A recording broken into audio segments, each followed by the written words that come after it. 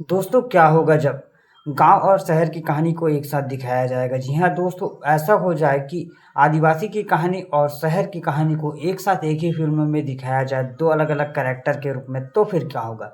जी हाँ दोस्तों, ऐसा ही कुछ होने वाला है आने वाले एक और छत्तीसगढ़ी फिल्म के साथ। दोस्तों एक ऐसा फिल्म ला रहे हैं लक्ष्मी प्रकाश जायसवाल, और डायरेक्ट किए हैं इस फिल्म को आलेख चौधरी जी।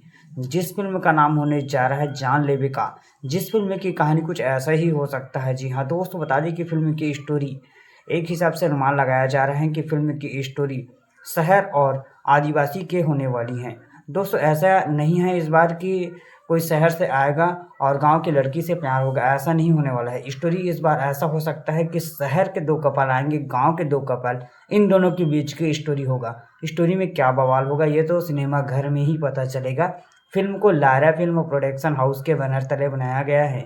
फिल्म का नाम है जानलेवा, जिस फिल्म को 29 मई से रिलीज किया जाएगा छत्तीसगढ़ी सिनेमा घर में।